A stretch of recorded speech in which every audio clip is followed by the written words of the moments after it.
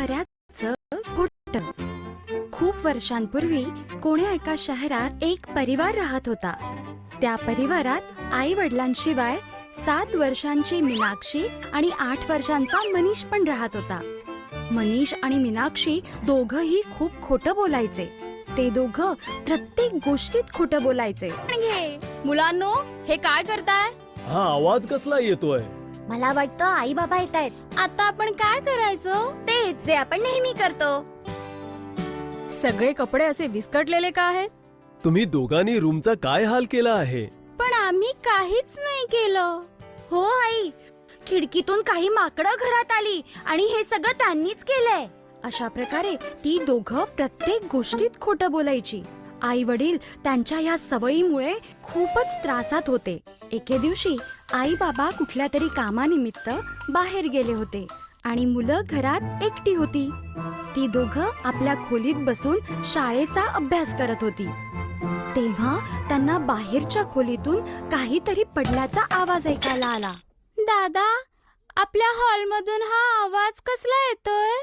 मला वाटतं घरात चोर घुसलेत. चोर? आता आपण काय करायचं? घरात आई बाबा पण नाहीये. हळू बोल. जर चोरांनी ऐकलं तर ते आपल्याला पण पळवून त्यांच्या सोबत घेऊन जातील. दादा, मला खूप भीती वाटतेय. मला चोरांसोबत नाही जायचंय. तू चिंता नको करूस, मी आत्ता बाबांना फोन करतो. असं बोलून मनीषने बाबांना फोन लावला, पण बाबांचा फोन बंद होता. कदाचित बाबांचा फोन बंद आहे. आता आपण काय करायचं? मला वाटतं आता आपल्यालाच काहीतरी करावं लागेल. पण काय? मी काहीतरी विचार करतो.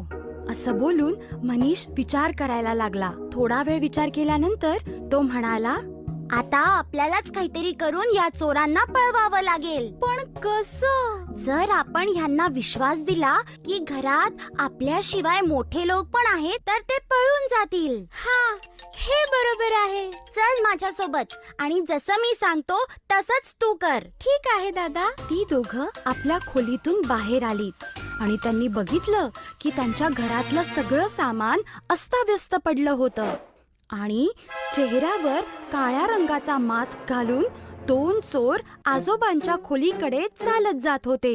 हे बघून मनीष धावतच बाहेरच्या खोलीकडे आला आणि आपल्या खोलीकडे तोंड करून जोरात बोलायला लागला.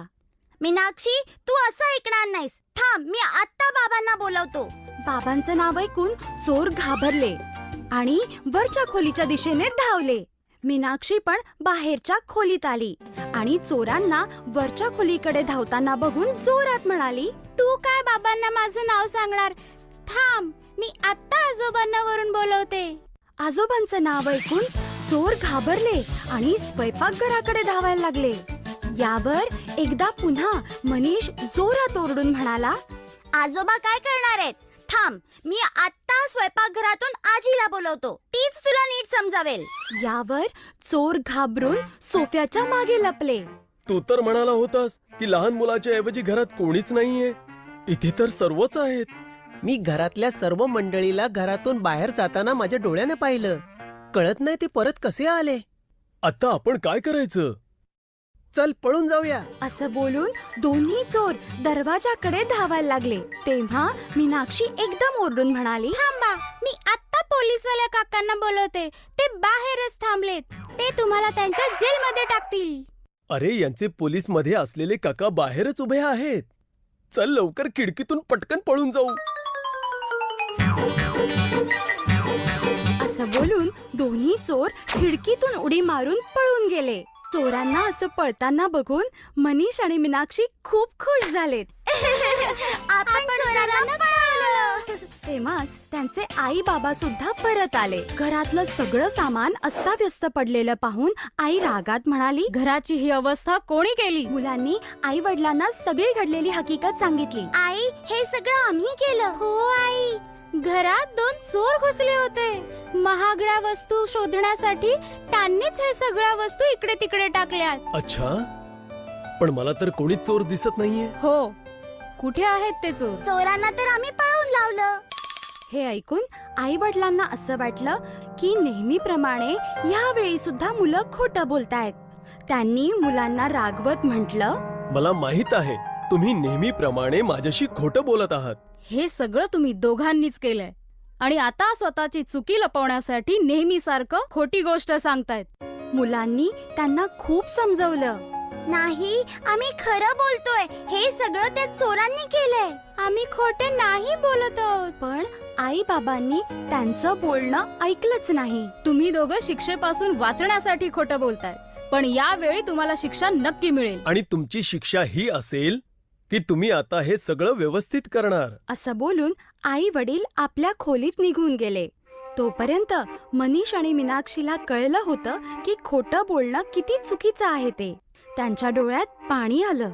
ते दोघं रडताना म्हणाले, आपल्या खोट्या बोलण्याच्या सवयीमुळे आई बाबांना आपल्यावर विश्वास बसत नाहीये. कदाचित खोटं बोलल्याने असंच होतं. आणि त्यानंतर त्या दोघांनी ठरवलं की आजपासून आपण कधीच खोटं नाही बोलायचं. अशा प्रकारे मनीष आणि मीनाक्षीला त्यांची शिकवण मिळाली आणि त्यानंतर ते कधीच खोटं बोलले नाही. तर मुलांनो, या गोष्टीवरून आपल्याला ही शिकवण मिळते की आपण कधीच खोटं बोलू नये.